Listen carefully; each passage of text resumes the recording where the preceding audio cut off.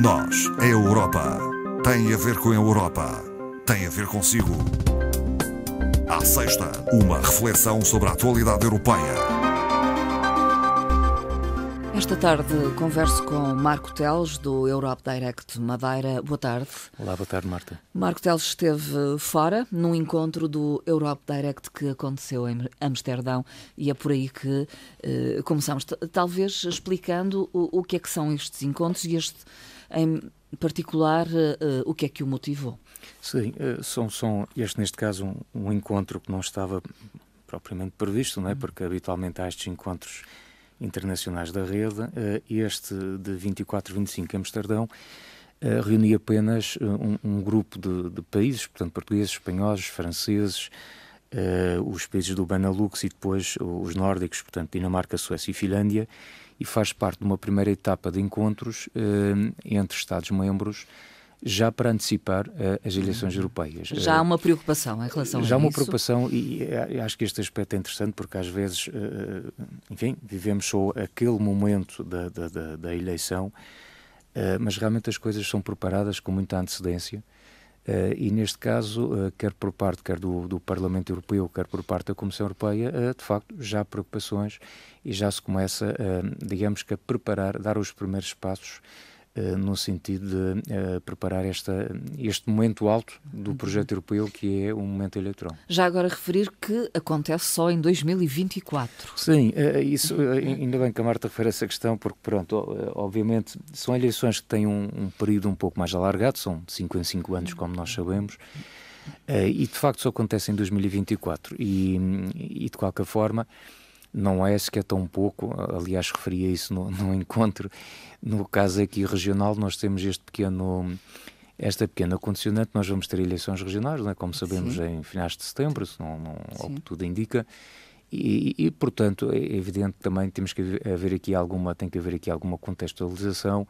Eu diria que em condições normais, se calhar, ao nível do Europe Direct, nós já começaríamos a trabalhar de forma mais vincada nesta temática das eleições europeias, mas atendendo que vamos ter aí as regionais, alguma contenção, esperar aumento próprio para tudo, ainda que também, obviamente, acredito que nas próprias regionais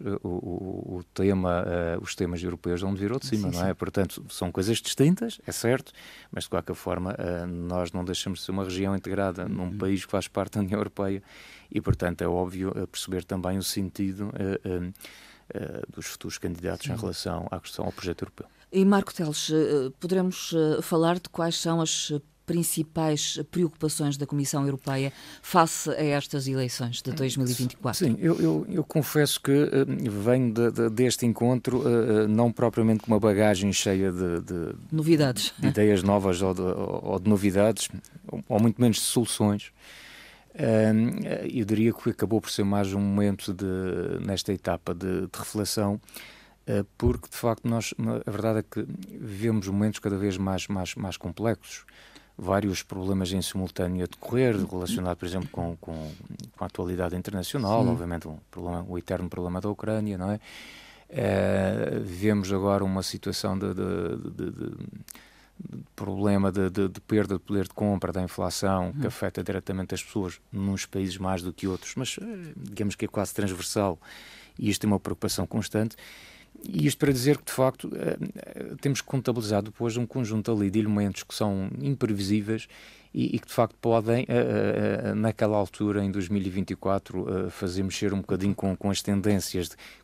Nem sequer estou a falar aqui das tendências de voto, seu partido A ou B, mas pela questão da participação. Porque isso, de facto, aqui há a grande preocupação do Parlamento e da Comissão, que é a abstenção. Exatamente. Como é que nós vamos envolver, a palavra mesmo esta, como é que nós vamos conseguir envolver mais os cidadãos com o projeto europeu? Como é que podemos levá-los a participar? Eu recordo, sem querer ser exaustivo ou aborrecido com números, mas de facto, nas primeiras europeias, elas acontecem já em 79.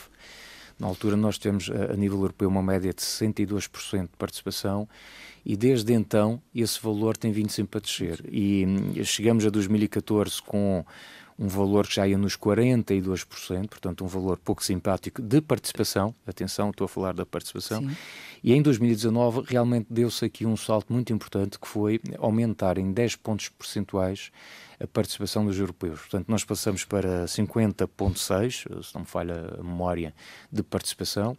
Isto é um elemento bastante positivo, porque ultrapassamos esta mítica fasquia dos 50%, ainda que é bom que se diga que estes valores são muito variáveis em função de cada país.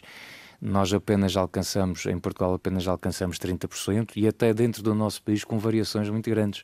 Eu recordo que aqui na região a participação foi francamente superior, 38,5%. E, por exemplo, aqui os nossos vizinhos açorianos, por exemplo, a participação foi muito baixa, 18% ou 19%, se não me falha a memória. Portanto, este sentimento depois de participação é algo que varia muito e eu honestamente acho que temos todos a ganhar se nós conseguirmos fazer aqui um trabalho bom no sentido de reforçar a participação. Sim. Podem dizer assim, bom, mas os açorianos e os madeirenses são ambas regiões ultraperiféricas e, na verdade, não vão ser discriminados pela maior ou menor participação. Mas já acho que nos dá autoridade e legitimidade para sermos mais reivindicativos. Não apenas como região ultraperiférica, mas enquanto europeus. Sim. Nós pertencemos a uma região em que dizermos, por exemplo, enfim, vamos supor que a gente conseguiu estar 50%. Pá, isto é dizer, sim, não, nós estamos atentos ao projeto europeu e, de facto, queremos aqui manifestar, neste momento, a dizer que estamos vivos e estamos atentos ao que se passa na Europa. Comunicar, mas como fazê-lo? Comunicar, como fazê-lo? Na área da comunicação, existe aqui logo um problema que já decorre das outras eleições, e eu penso que, para ser franco, neste momento onde está presente em qualquer tipo de eleição, que é o problema da desinformação, não é? Este é um problema cada vez, de facto, mais complexo, cada vez mais difícil de combater também. Portanto, do outro lado, do malfeitor, também a técnica vai sendo apurada. E, portanto, este é um problema, de facto, que notou-se aqui neste encontro, esta preocupação de como estar atento à questão da desinformação, porque ela continua a existir, como é óbvio, e falta também a tal capacidade das pessoas também perceberem. Isso é que é, se calhar, o problema maior, até que ponto a gente... E o que é que se pode fazer para mudar isto?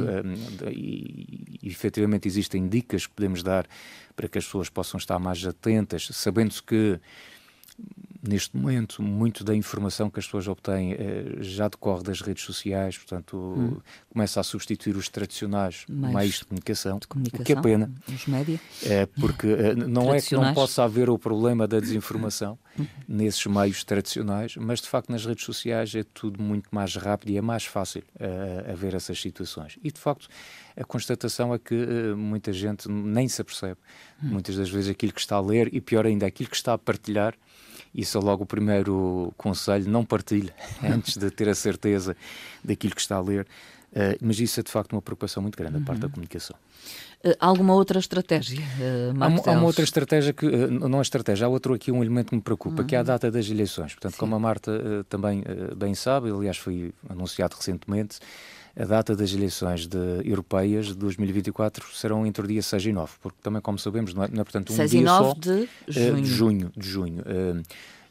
Para entendermos porque é que isto traz alguma complicação. São eleições em que depois cada Estado-membro define o dia dentro deste intervalo aquele que lhe convém.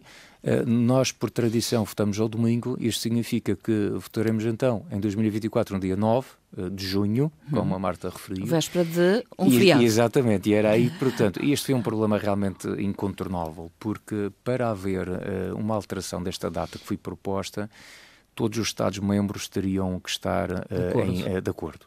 E, efetivamente, o único Estado-membro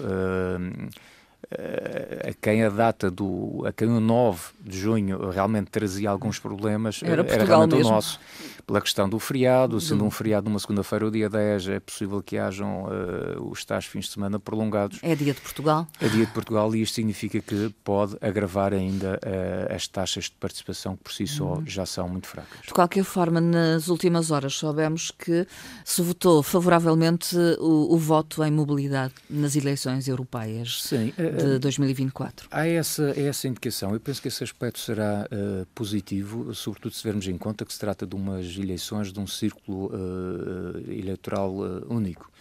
Portanto, na verdade, há esta confusão às vezes. Nós não estamos a votar o eurodeputado A ou B da Madeira, quer dizer, nós estamos a votar para um círculo eleitoral único a nível nacional. Portanto, os eurodeputados representam o país dentro daquele lote, daquele slot dos 21 lugares que nós temos no Parlamento. E, efetivamente,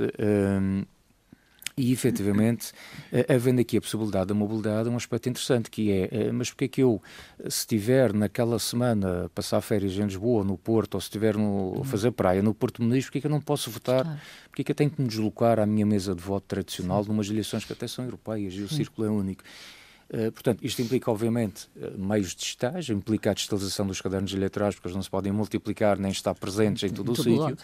E, obviamente, há aqui um elemento que é fundamental, que é garantirmos que, a partir do momento que eu descarrego o meu voto no sítio A, não posso votar já no sítio B. Portanto, tenho direito a um voto por pessoa, ponto final, e garantirmos essa situação.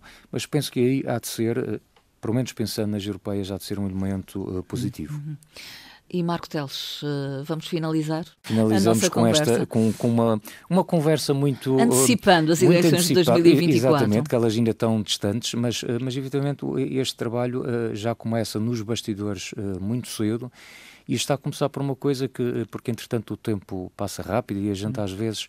A memória é curta, como se diz, e esquecemos as coisas e, portanto, o primeiro passo é exatamente esse. É um bocadinho recuarmos a 2019, recordarmos as lições que foram aprendidas nessa altura e, com base nisso, então, definirmos muito bem a estratégia, obviamente tentando chegar aos públicos-alvos mais diversificados, como a Marta com certeza se recorda, na altura os jovens eram realmente o tema central, não duvido que hão de ser novamente um elemento-chave, até porque nesses jovens incluem-se ali uma camada que é muito importante, que são os primeiros votantes, portanto, aqueles que efetivamente vão participar pela primeira vez, e esses são, de facto, uma incógnita muito grande, têm normalmente um desconhecimento maior sobre aquilo que vão a jogo, digamos assim, e, portanto, para esses em particular, há que haver também uma estratégia muito bem definida. Marco Teles, até à próxima conversa. Obrigada. Até uma próxima, obrigado e um excelente fim de semana. Bom fim de semana.